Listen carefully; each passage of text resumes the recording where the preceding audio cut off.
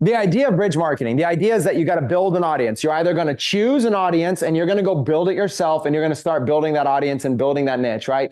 You might even start with something simple, like who is your current audience? And then you're going to figure out a way to be able to build a bridge for them. And then, try it for 90 days and feel free to experiment with another audience. If you have a need to do multiple things at the same time, just promote this multiple different ways. That will fill that need. You will be busy 24/7. Your creative mind will get to run. You should not be trying to build. Here's what you should not be doing. There's this thing that people do where it's called self-sabotage. So let me give you an example of what people do all the time that's self-sabotage. Is somebody will get on a Zoom like this. They'll be on live and they'll be here for 2 hours and they'll be like, oh my God, this stuff is just gold and I can literally start applying this right now in my business. And they'll get all excited.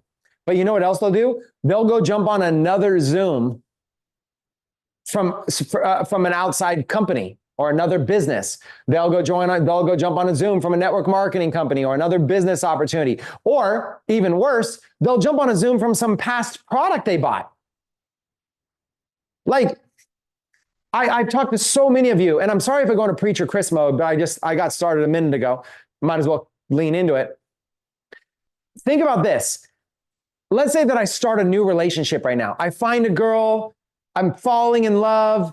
She's my girlfriend. I'm hanging out with her. I'm really, really, really enjoying this new relationship. It is awesome. Every night, 5 days a week, we spend a couple hours together on a date. And it's just going amazing. And I absolutely love it. And I'm getting my fill from it. And everything, every single date is amazing. But then it's only 2 hours a day. And so all the rest of the time, I should probably just be working and handling my business so I'm ready to go on the date. But you know what I do instead? I can't control myself. I go to you and I say, you go, how's it going with your new girlfriend? I go, oh, it's going fantastic. And I go, but didn't I see you with another girl at the bakery this morning? There was coffee. You were having coffee and pastries with another girl this morning. And I would be like, well, that's not another girl. That's literally just my ex-girlfriend. And you would look at me and say, if you got this new girlfriend, why are you going to having breakfast and pastries with your ex-girlfriend?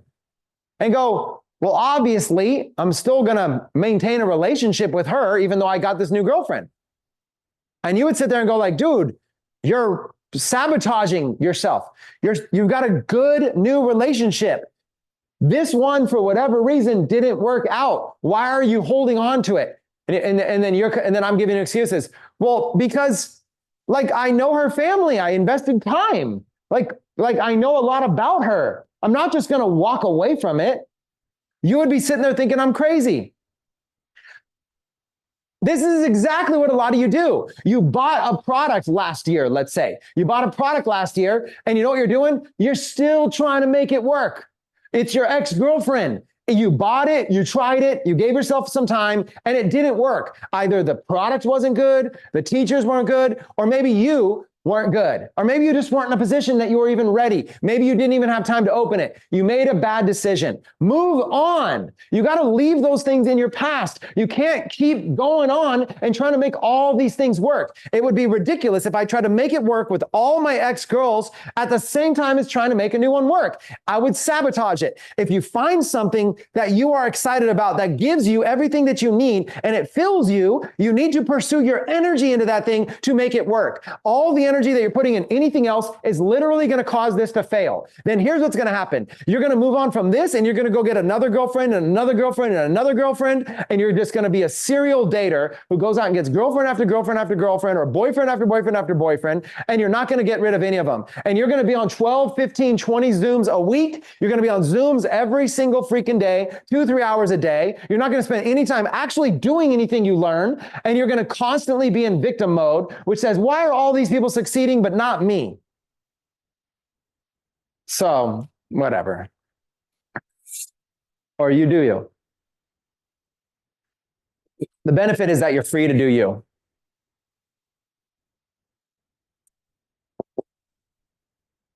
"10 hours a week of Zooms here. 10 hours a week. You do not need more. Your responsibility is to cut down a tree with an axe, and you're spending 10 hours a week sharpening it already. Your axe is sharp enough. You do not need to go get on another Zoom. You do not need to go learn something about some new business opportunity. You're an addict. At some point, you need to wake up in the morning. Like, hi, my name's Chris and I'm an alcoholic. Same kind of thing. Hi, my name is Chris and I've got shiny object syndrome. You need to at some point just admit it. Hi, everybody. My name is Chris. I've got shiny object syndrome and I need help. You need to just admit it. You're a junkie. I can see the track marks on your hands of all the different business opportunities you're joining at the same time. There's track marks all over your wrists. You're not even hiding it. I could go to your profile and you got 12 that you promoted in the last month. It's not even smooth. And the worst part is that it doesn't work. Here's what happens. You go in debt, you go in debt, you go in debt, you go in debt, and you keep trying because it's so exciting. Oh, but you don't understand. I was on this webinar and they made it sound so exciting and I could get lifetime access.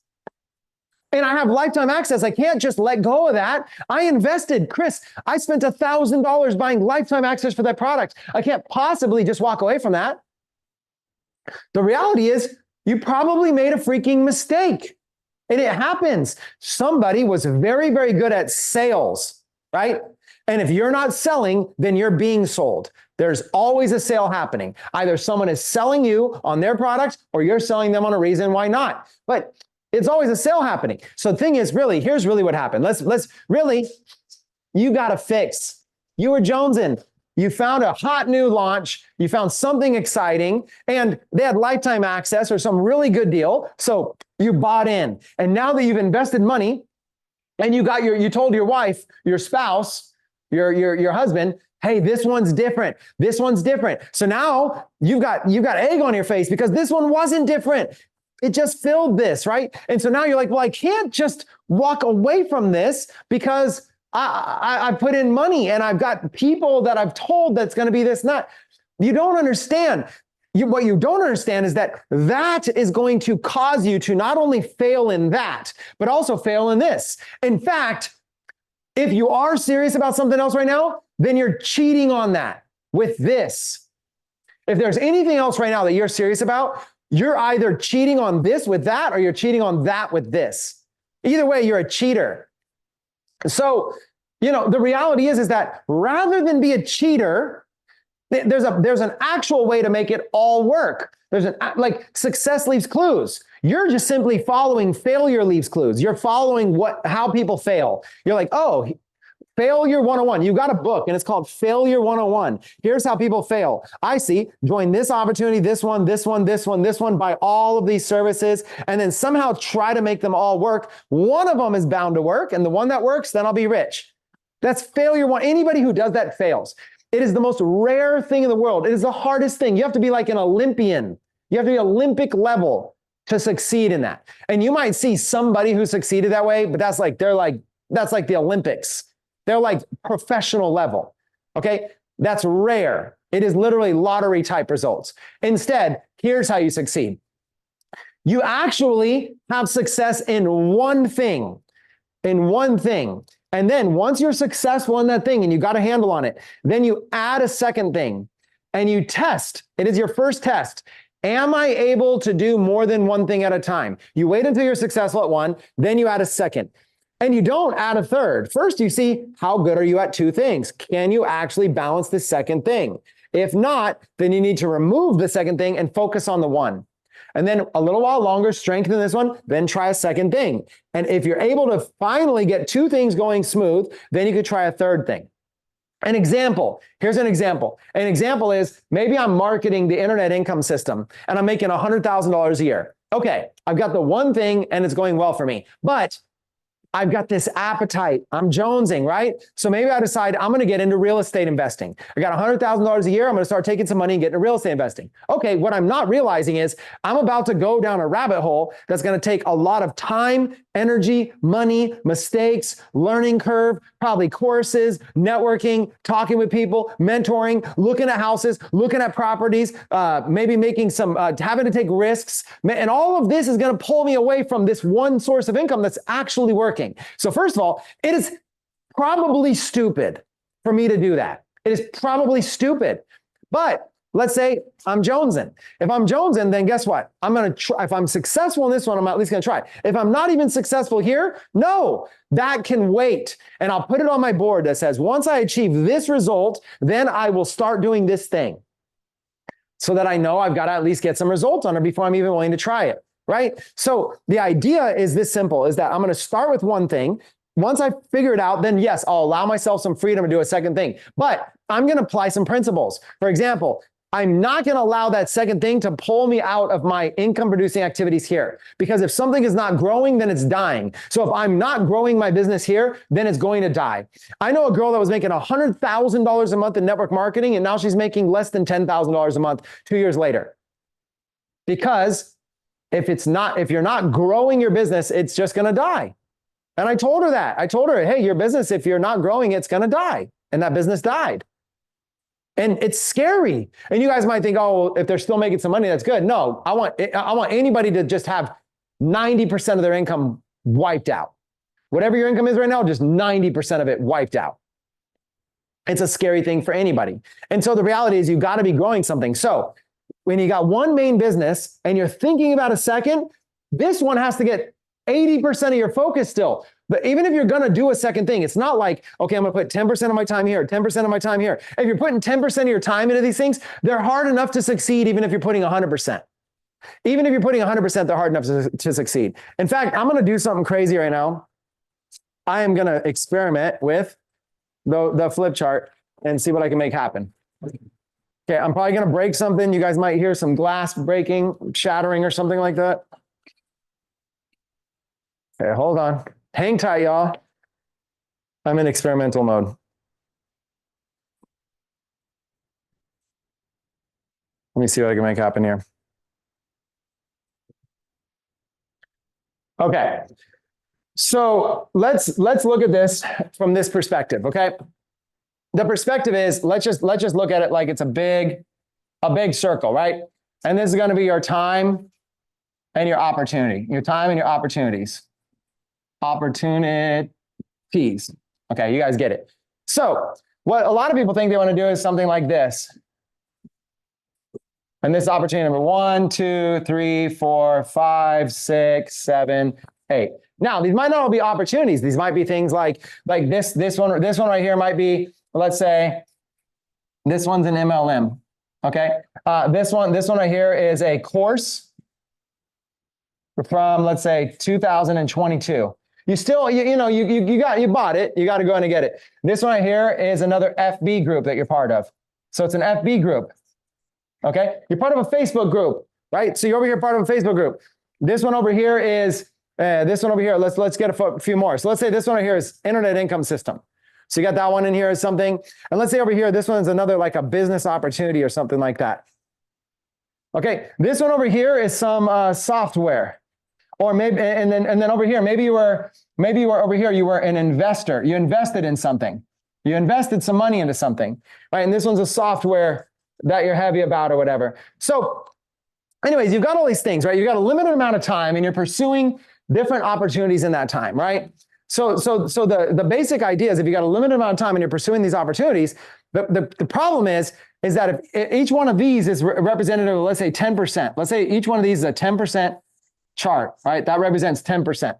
So if you're putting 10% of your time into anything at all, it's not going to succeed. For example, if you want this MLM to succeed, you actually need to put in all of this, whatever time you have dedicated towards business opportunities. This would not even be including your job. We could draw that out if you want, but your allotted time towards any type of extracurricular business opportunity, that's what this chart represents. And so in order to make this one single thing work, you would probably need to dedicate all your time to it. If you want this one single thing to work, you would need to dedicate all of this allotted time to it. This is the reality. Nobody's telling you this. And why is nobody telling you this? Here's why. Because 1, 2, 3, 4, 5, 6, 7, there's still an extra thing available. Right here.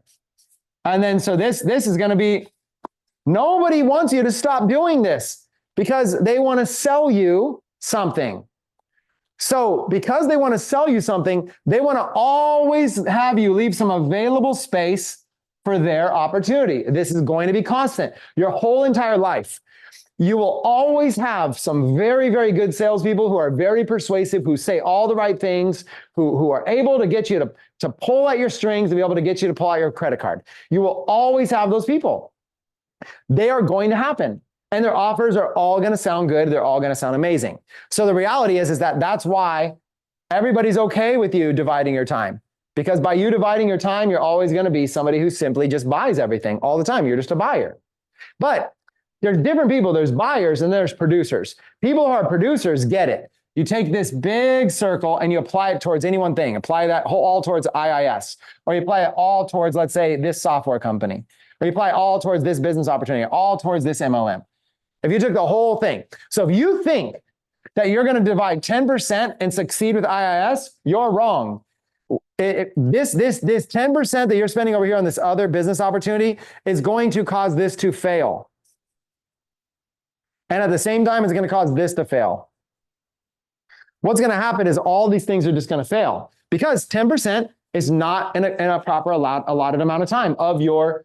This stands for your time that is allotted towards any type of these extracurricular activities. You have a very minimal amount of time. So instead, what you need to do is you need to choose one. You need to choose one thing, get it up to success. Okay, that's one thing. Then you can choose a different thing and try it. Okay, and if it doesn't work. So you go, if it works, great. If it doesn't work, then you cancel it. And you go back to this. This is what you need to do. You need to have one that's always successful. It would be like this. It would be like if you were just trying to pursue some side hustles. Let's say you were trying to become a blogger or a photographer, or you were trying to be a social media influencer. Until you started making enough money from those careers, you should still have a job that pays your bills. You should still have something that pays for your rent. So what you would do is you'd work 40 hours a week at a job, and then you would take your extra money to side hustle, right? So your thing would look something like this, right? And so half of that would be this whole entire thing, right? So let's say like this amount of time, 40%, let's say is job, okay? And let's say over here, let's say this is like 20% is gonna be like, let's say family. Okay, 40% job, and then let's say another 20%, would be like side hustles or whatever, or hobbies, side hustles, hobbies, things like that, right? So whatever it is, however you divide up your time, you've already got a large chunk of time here that's going to go towards your current career. Okay, you got another large chunk here that's going to go towards your family, your spouse, your dating life, your children, home, and then you only have a certain amount of time here that's going to go that you even could consider for something like this. And then out of this, it's really going to look something like it's going to look like a lot of different things going to be in there. You're going to, are you doing fitness? Are you focused on your health? Do you have actual hobbies that you don't want to make money from? You just want to enjoy yourself? Do you also have, let's say a business opportunity or something that you're pursuing? So you're only a limited amount of time. If you can't figure out how to make this little slot is all you've got to actually make this thing work, right? It's this little slot right here. This is what you're working with in your life.